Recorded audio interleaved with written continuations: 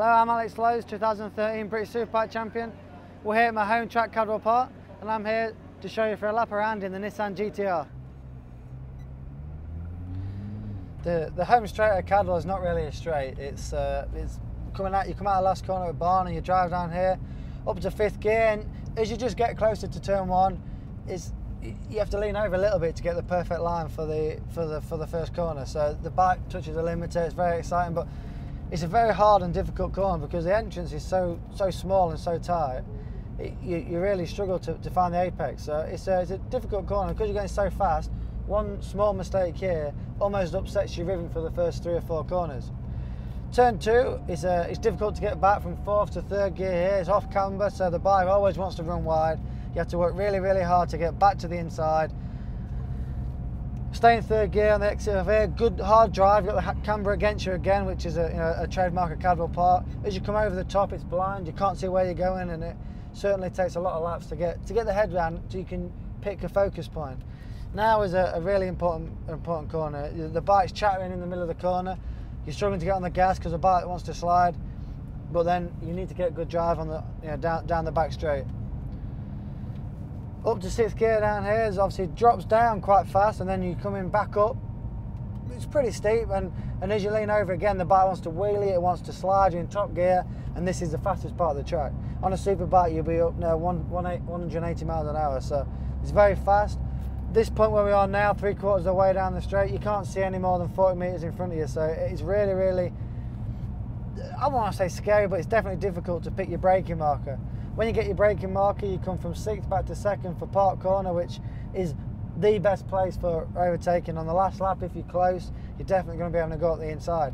That said, when you arrive here, the corner tightens up faster than you expect it to. So if you do go up the inside of someone, it's really important that you get the bike stopped, get it checked up that last percent, so you don't miss the apex, you don't run wide and lose the position again straight away. So a really important corner. This corner is one of my favourites. We're coming into Chris Curve. It's bumpy on the way in. They've resurfaced it a little bit and it's getting better, but it's still a little bit bumpy, and then bumps set the bikes off for sliding. This is one of the best places to watch from. You see the bike sliding a lot. You really listen to the riders spinning. You try and get the most out of the bike, but obviously for a fast lap you want to keep the wheels in line and driving as best you can. The gooseneck's really important. It's been resurfaced since the last time I rode here personally, but speaking to some of the guys, it hasn't changed too much. You have to work really hard on the first part to get the bike across to the right, to then use the camber which you've got on the left. If you get it right, it's such an easy corner, but I would say you only get through there maybe 3 or 4 times out of 10 exactly how you want it to. So it's a very tricky corner, but I would say one of the most rewarding corners if you get your position correct on the first part and get through the second part with a lot of speed. Down into Mansfield corner, a downhill corner, but as you get to the bottom, the camber sort of helps you. So another favourite pace for passing, but it's very easy to lose the rear on the exit. See a lot of people crash here, and as the race goes on, as your tyre starts to wear more, it's hard to get on the gas out of there and keep the bike tight left, which you don't normally need to do on the exit of a corner, but you do here because it's a bit strange as you've got a first gear chicane immediately after it. So the chicane is the slowest part of the track, maybe apart from the hairpin, but it's for me the slowest part of the track. You're back to first gear.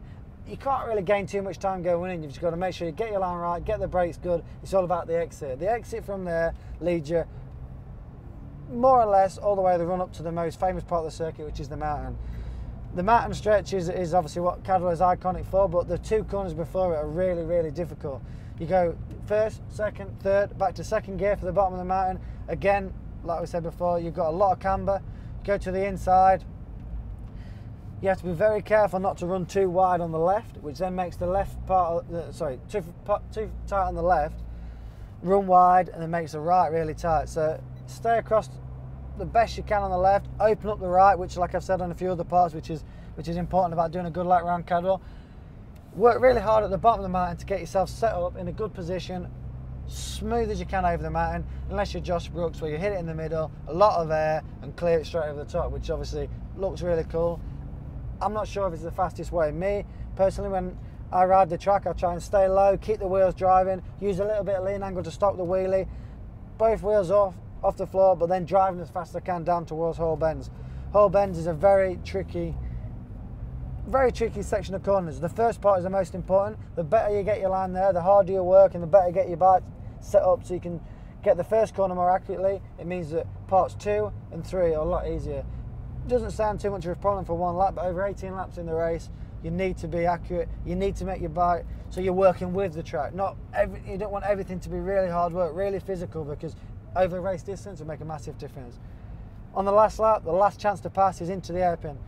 Back to first gear, up the inside. As long as you get the bike stopped, it's always a perfect passing place. You can't gain too much time here. It's important to get in, get a good drive out onto another really important corner, which is barn corner. Not really a place you can pass. If you're going to go on the last lap, you need to go at the corner before.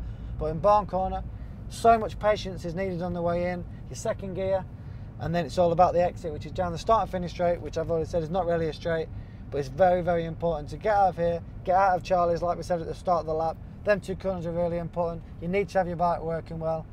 If it's not quite working well and you don't have the confidence, it's one of the most physically demanding and most difficult tracks on the calendar.